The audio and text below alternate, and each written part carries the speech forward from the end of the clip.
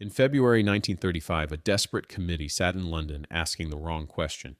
Britain stood defenseless against enemy bombers that could cross the Channel unseen, rain destruction on cities, and vanish before interceptors even scrambled.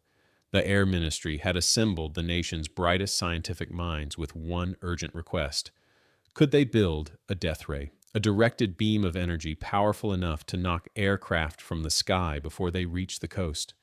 The committee turned to Robert Watson-Watt, Scotland's leading expert in radiophysics and atmospheric research, hoping he could deliver a miracle weapon that would restore Britain's sense of security. Watson-Watt gave them something they didn't ask for, the truth. The death ray was impossible. Watson-Watt ran the calculations with cold precision. The energy required to heat an aircraft's fuel tank or detonate its payload from a distance exceeded anything that transmitters of the era could generate. The physics simply didn't support it. But Watson-Watt didn't stop at delivering bad news. In the same memorandum dated February 12, 1935, he proposed an alternative that would prove far more powerful than any weapon of destruction. If radio waves couldn't destroy aircraft, they could detect them. By transmitting electromagnetic pulses and measuring the reflections that bounced back from metal hulls, one could determine an enemy's position, range, altitude, and heading long before they appeared over the horizon. It wasn't a weapon of offense, it was a shield of awareness. The committee, disappointed but intrigued, asked for proof. Watson-Watt promised to deliver it within weeks. Robert Alexander Watson. Watt was born on April 13, 1892, in Brechin, a small market town in Angus, Scotland, where his family had lived for generations. His father was a carpenter. His mother came from a family of teachers. From childhood, Robert showed an unusual fascination with invisible forces, lightning, radio signals, the behavior of electromagnetic waves. He studied natural philosophy at University College Dundee, where he became obsessed with the propagation of radio frequencies through the atmosphere. After graduating in 1912 with a degree in engineering, he joined the Meteorological Office as a researcher, using primitive radio equipment to track thunderstorms by detecting the electrical discharges they produced. It was unglamorous work, tracking static and plotting storm fronts on maps, but it taught him a critical lesson. Radio waves could reveal what the eye could not see. During the First World War, Watson-Watt continued his work on atmospheric radio detection, developing systems to locate thunderstorms and warn aircraft of dangerous weather. His methods were methodical. He didn't guess. He measured. Every variable, transmitter power, frequency, antenna design was tested and recorded. By the early 1920s, he had become one of Britain's leading experts in radio direction finding, a technology used to locate ships and aircraft by triangulating their radio transmissions. In 1927, he was appointed superintendent of the radio research station at Slough, where he led experiments on the ionosphere and the behavior of shortwave radio signals. His work was theoretical, but it was laying the foundation for something far more practical. When the Air Ministry's request for a death ray arrived in early 1935, Watson-Watt was working on radio interference from aircraft. He and his assistant, Arnold Wilkins, had noticed that passing aircraft caused disturbances in radio signals, creating brief fluctuations that could be detected on sensitive receivers. Watson-Watt realized that this phenomenon could be exploited. If aircraft naturally reflected radio waves, then a purpose-built system could detect them at long range. He sent his memorandum to the Air Ministry, outlining the principles of what would later be called radar. Transmit a pulse of radio energy, measure the time it takes for the reflected signal to return, and calculate the distance to the target based on the speed of light. The concept was elegant, but it needed proof. 2 weeks after submitting his proposal, Watson-Watt stood in a frozen field near Upper Stowe, Northamptonshire, with Arnold Wilkins and a single observer from the Air Ministry. They had no prototype radar system, no transmitter designed for this purpose. What they had was ingenuity and the BBC's shortwave radio station at Daventry, which broadcast at 6 megahertz with enough power to bounce signals across the countryside. Watson-Watt's plan was elegantly simple. Position a receiver in the path of the BBC transmission, tune it to detect reflections from passing aircraft, and use an oscilloscope to measure any disturbance in the signal. If a metal object passed through the beam, the reflected wave would appear as a spike on the screen. It was a gamble, but it was based on sound physics. On February 26, 1935, a Handley Page Hayford bomber took off from a nearby airfield and flew along a predetermined route over Daventry. Watson-Watt and Wilkins watched the oscilloscope intently, their breath visible in the cold morning air. For a moment, nothing. Then, as the bomber crossed the transmission path 8 miles away, the trace flickered. A clear, unmistakable deflection. The aircraft was invisible to the naked eye, yet its presence was written in the electromagnetic signature bouncing back to their receiver. The observer from the Air Ministry watched in silence as the signal grew stronger, peaked as the bomber passed overhead, and faded as it flew into the distance. The demonstration lasted only minutes, but it changed the course of history. Watson Watt had proven that aircraft could be detected by radio waves at ranges far beyond human vision. The Daventry experiment, as it became known, was the first practical demonstration of radar in Britain. Watson Watt had shown that the system could work at long range, giving defenders precious minutes to respond to incoming threats. The Air Ministry, suddenly awake to the possibilities, funded immediate development. Within weeks, Watson Watt was transferred to a research station at Bawdsey Manor on the Suffolk coast, a sprawling estate overlooking the North Sea, where he and his growing team began building the first dedicated radar system. The work was urgent. Germany was rearming. War seemed inevitable. Britain needed a defensive shield, and Watson Watt had just invented it. Watson Watt's approach was methodical. He didn't guess. He measured. Every variable, transmitter power, pulse duration, antenna height, receiver sensitivity was tested and recorded.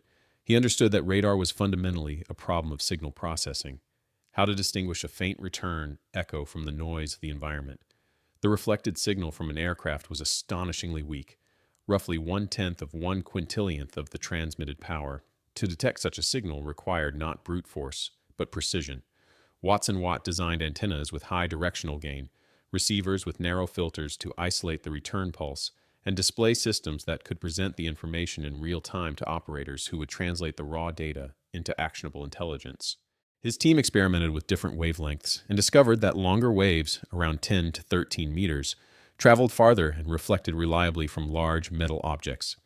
By 1936, they had built a prototype system that could detect aircraft at ranges exceeding 70 miles. Operators sat in darkened rooms, watching phosphorescent blips crawl across cathode ray screens, tracking bombers that were still over the horizon.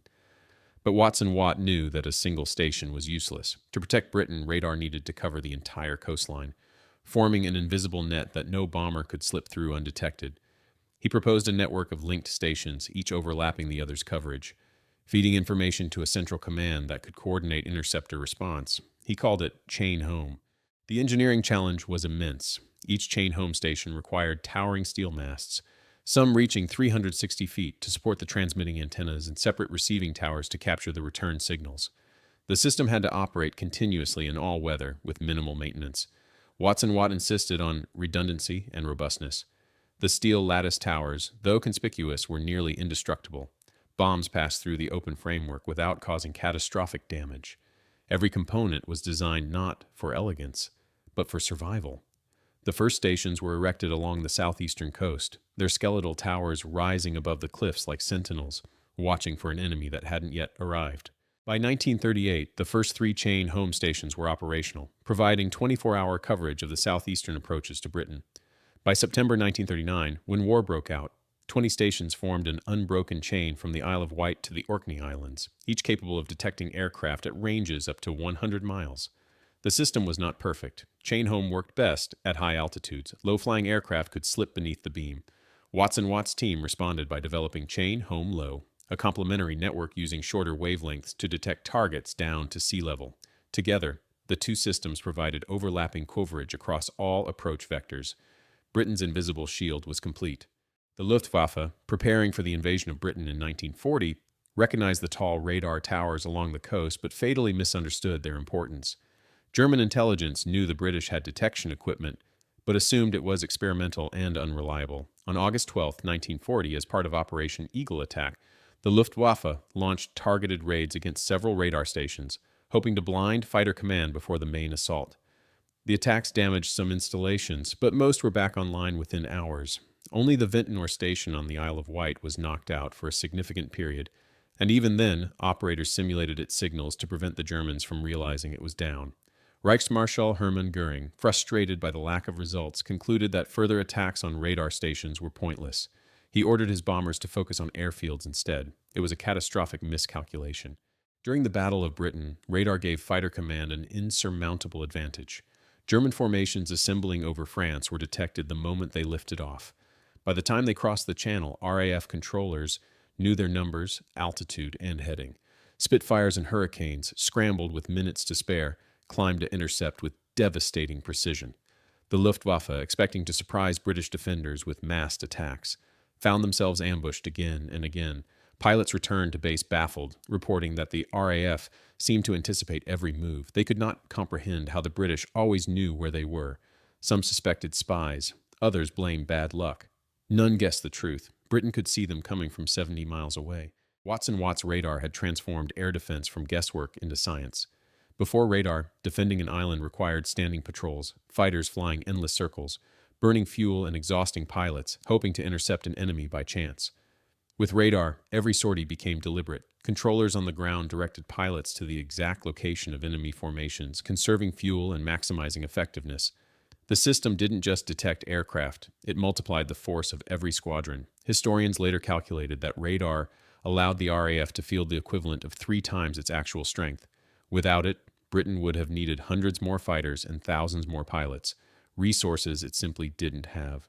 Watt himself rarely appeared in public. While fighter pilots became celebrities, their faces on posters and in newsreels, he remained in the background, refining the system, solving interference problems, and training operators. He believed that engineering was not about individual brilliance, but collective discipline. His radar operators, mostly young women from the Women's Auxiliary Air Force, sat in darkened rooms, watching phosphorescent blips crawl across cathode ray screens, translating raw data into life-or-death intelligence. Watt trained them with the same rigor he applied to his equipment. Measure, report, verify. No guesswork, no assumptions, just data. Each operator was taught to distinguish between friendly and enemy aircraft based on formation patterns, to estimate altitude from signal strength, and to track multiple targets simultaneously. By the end of 1940, Britain had survived. The Luftwaffe, unable to achieve air superiority, abandoned plans for invasion.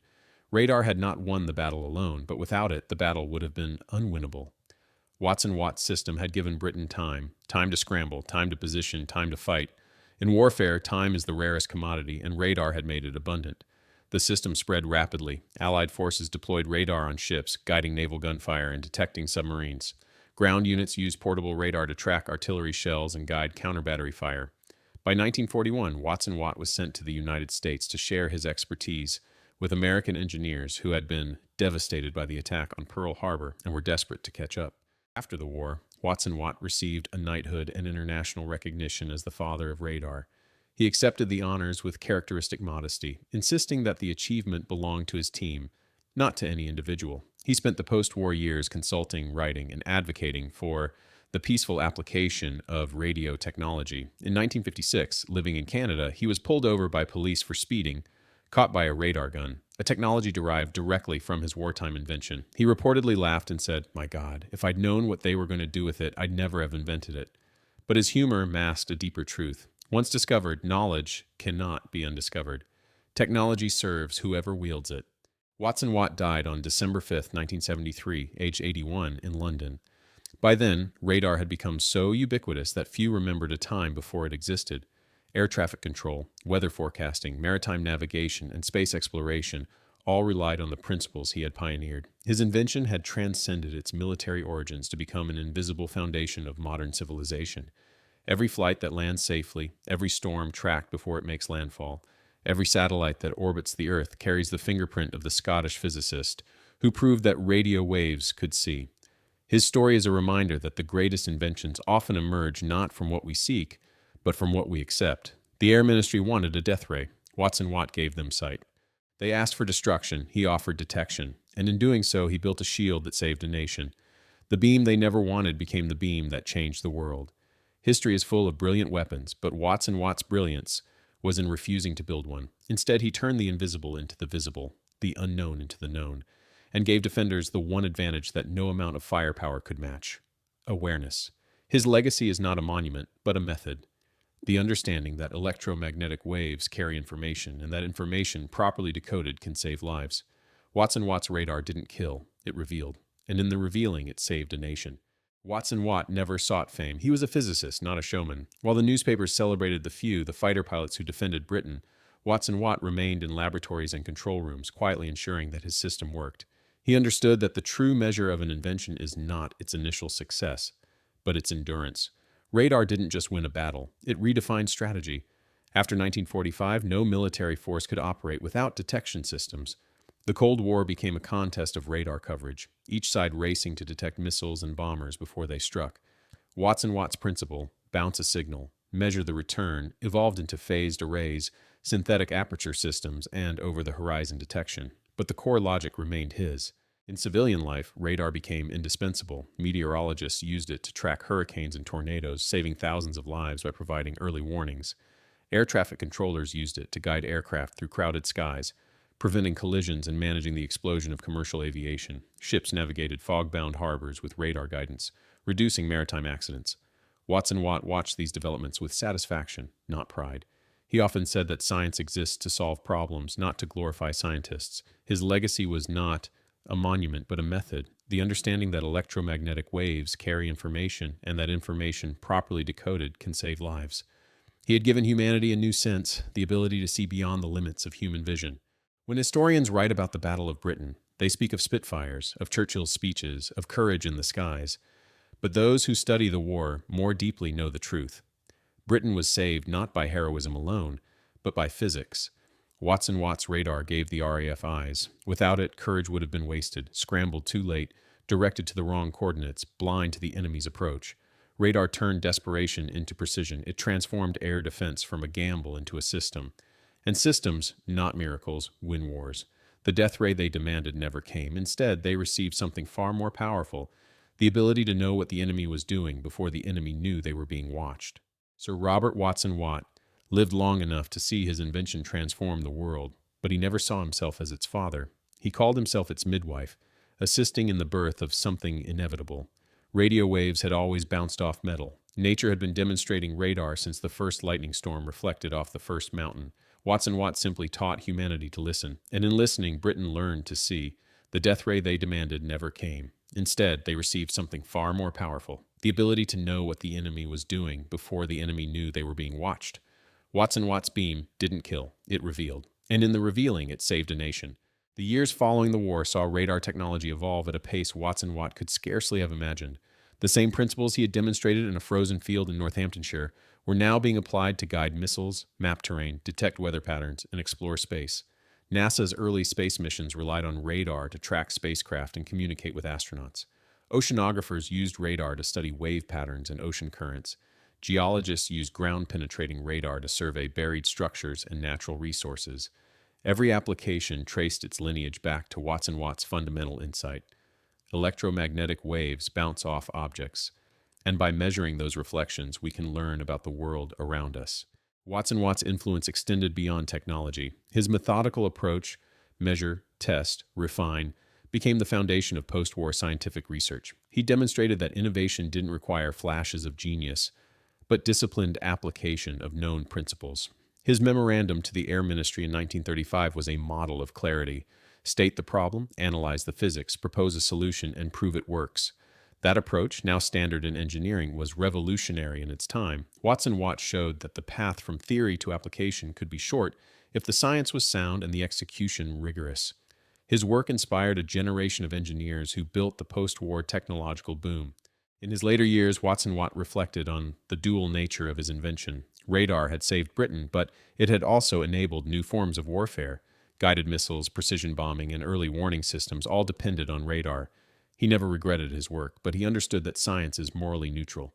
Tools serve whoever holds them. His hope was that radar's civilian applications, safer aviation, better weather forecasting, improved navigation, would ultimately outweigh its military uses. He believed that the measure of a technology is not its potential for destruction, but its capacity to improve human life. By that measure, radar has more than justified its existence. Watson Watt remained active in scientific circles well into his 70s. He consulted for governments and private companies, always emphasizing the importance of basic research. He argued that the greatest innovations often come from curiosity-driven science, not targeted development. His own career proved the point. Radar emerged from his research on thunderstorms, work that had no obvious military application until someone asked the right question. He encouraged young scientists to pursue fundamental questions, trusting that practical applications would follow. His advice was simple: understand the physics, measure everything, and never assume you know the answer before you test it.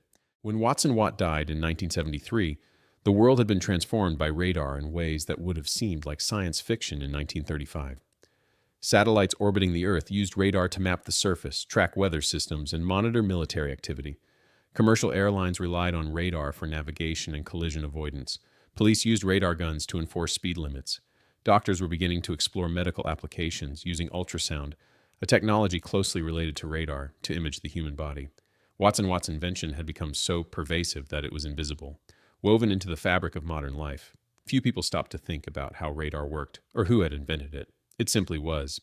His obituaries praised him as the man who saved Britain, but Watt would have resisted such simplification. He believed that radar's true significance lay not in winning one battle, but in expanding human capability. Before radar, we were limited by the range of our vision. After radar, we could see through fog, darkness, and distance. We could detect objects beyond the horizon and track their movements with precision. Watt had given humanity a new tool for understanding the world, and that tool had reshaped civilization. He once said that the purpose of science is to reveal what is hidden, not to glorify those who do the revealing. By that standard, his life was a complete success. Sir Robert Watt's legacy is measured not in monuments or memorials, but in motion. The ceaseless pulse of electromagnetic waves bouncing off objects and returning with information. Every time a pilot lands safely in fog, every time a meteorologist tracks a storm, every time a ship navigates through darkness, Watt's invention is at work. The death ray the Air Ministry demanded in 1935 never materialized, but the detection system Watt proposed instead became far more powerful than any weapon. It gave defenders awareness, and awareness, as every strategist knows, is the ultimate advantage. The beam they never wanted became the beam that changed the world. Watt understood that the greatest inventions are often the ones we don't seek. The Air Ministry wanted destruction. He gave them insight. They wanted a weapon. He gave them a system. And in doing so, he proved that the most powerful technology is not the one that destroys, but the one that informs. Radar didn't kill the enemy. It revealed them. And in the revealing, it saved a nation and transformed the world. The Scottish physicist who refused to build a death ray built something far more enduring. A way of seeing that continues to shape our lives every day.